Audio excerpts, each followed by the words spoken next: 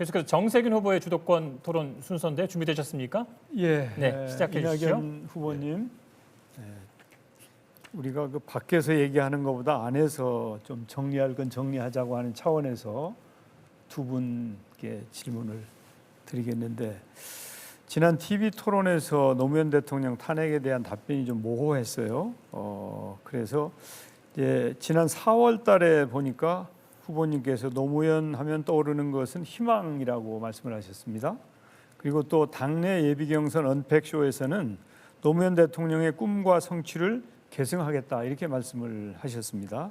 그런데 이와는 정반대로 2006년 2월 교섭단체 대표연설에서는 노무현 정부를 군사 독재 정권보다 더 빈부격차를 키운 반서민적 정권, 사회 분열로 대표되는 실패한 정부, 무능하고 미숙한 정부 등으로 규정을 하면서 노무현 대통령을 아주 독하게 비판을 하셨습니다. 도대체 노무현 대통령의 정치 철학과 방향에 대한 입장이 어느 것이 진짜인지 좀 말씀을 해주시죠. 예, 잘 아실 겁니다. 2002년 대선은 우리가 하나로 치렀습니다. 그러나 대선이 끝나자 당이 분열됐지요. 분열된 것이 불행한 일이었다는 걸 금방 깨달아서 다시 합쳐서 대선을 치렀고 지금 네 번째 대선이 됐습니다. 그 당시에 다시 합쳤을 때 지나간 그 분열을 많이 반성했다고 생각합니다. 당시 야당으로서 격차 확대에 대한 저 나름의 분노랄까 하는 것을 그렇게 표현했고요. 그런 기간 동안에 서로에게 상처를 주고받았다는 것, 이것은 가슴 아프게 생각합니다. 예, 뭐 그렇게 그때는 어쩔 수 없었다 이렇게 말씀하시는 것으로 이해를 하겠고요. 그 다음에 그 지난번 토론에서 이 후보님께서는 전남도지사 3년 차였던 2016년에 전남이 고용부 일자리 종합대상을 받았다 이렇게 말씀을 하셨어요.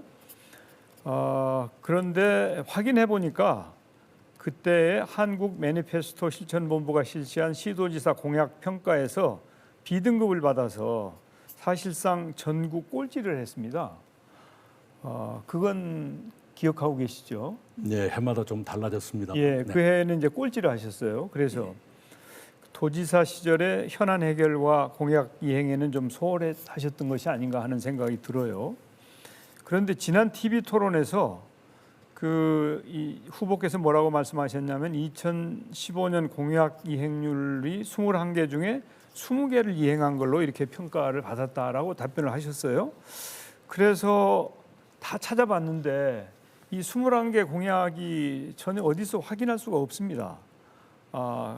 그때 이제 그래서 매니페스토 보도자료를 보니까 전남도의 경우에는 공약이 76개였는데 그중에 완료된 게 5개고 계속 추진이 15개다 이렇게 돼 있거든요. 그러면 21 중에 20개라는 거하고 이거하고는 너무 편차가 커서 혹시 이제 헷갈리셨는지 아니면은 실적을 부풀리신 건지 어떤 것이었습니까? 예, 실적 부풀릴 이유는 없고요. 네. 2015년에 이행하기로 했던 것을 국한해서 그런 보고를 제가 전남도로부터 받았습니다. 그리고 당시에 전남도민들의 도정에 대한 만족도는 꽤 높은 편이었다 이 말씀을 드리겠습니다. 제가 2년 10개월밖에 지사를 못해서요. 전체를 평가받기에는 너무 짧은 기간이었습니다. 예, 뭐 이제 매니페스토 평가하고 도민 평가가 다르다 이런 말씀이신 것 같은데 뭐 그럴 수도 있겠죠.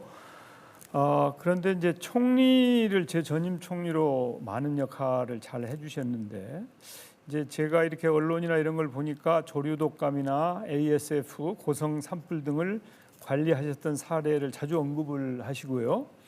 그리고 그걸 이제 성과라고 이렇게 말씀을 하시는 것 같은데 사실은 재난이나 안전관리는 총리의 기본적인 업무지 성과라고 내놓기는 좀 어려운 거 아니냐. 그래서 제가 좀 죄송한 말씀입니다만은 제가 총리가 돼서는 이제 부동산 정책 같은 것을 규제 일변도에서 공급을 확대하는 쪽으로 이제 바꿨단 말이죠. 뭐 이런 걸 성과라고 얘기를 할 수 있지 않은가. 그래서 이제 후보자께서는 여러 가지 역할을 하셨는데 사실은 이렇게 그 성과라고 할 만한 그런 특별한 내용들이 없는 것 같아요. 그래서 진짜 좀 한번 국민들께 내가 이런 거 했다 하고 이렇게 좀 자신 있게 말씀하실 부분이 없으실까요? 예, 네 가지로 설명을 드리겠습니다. 첫째, 미래지향적인 경제 산업의 틀을 그 당시에 시작했었습니다. 미래 전략 산업이라 해서 미래차, 반도체, 바이오 헬스 그것들이 그때 시작이 됐고 지금 많은 성과를 내고 있습니다. 두 번째, 복지, 포용적 복지의 확대가 그때 본격적으로 시작됐었죠. 문재인 케어도 그 중에 하나입니다. 세 번째는 우리 이 남북 평화 프로세스가 그때 많이 진척이 됐습니다. 물론 그것은 철저히 대통령께서 주도하신 일이었습니다만 그렇습니다. 그리고 이제 안전에 관해서 조류 인플루엔자라든가 그 당시에 굉장히 많은 재난들이 있었고 안전이 국가의 큰 아젠다였습니다. 그것에 예. 대해서는 특별히 획기적인 진전이 있었다 이 말씀을 드리고 싶습니다. 예. 다른 후보께도 질문 주셔야 합니다. 예, 이재명 후보님. 지난번에 백제 발언과 관련해서 저한테 다시 한번 읽어보라고 해서 제가 다시 읽어봤는데 네. 역시 그 지역주의 말고는 달리 해석할 게 없었어요. 그래서 저는 좀 이게 본선에 가서도 얘기가 나고 하면 불편하니 좀 깔끔하게 정리하고 넘어가시는 게 좋지 않을까 네. 다시 말씀드리고요.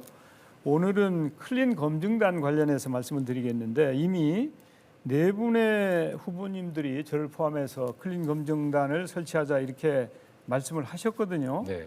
그래서 이 문제에 대해서 좀 전향적으로 우리 그 추미애 후보님과 함께 클린 검증단을 구성하는 게 어떻겠습니까?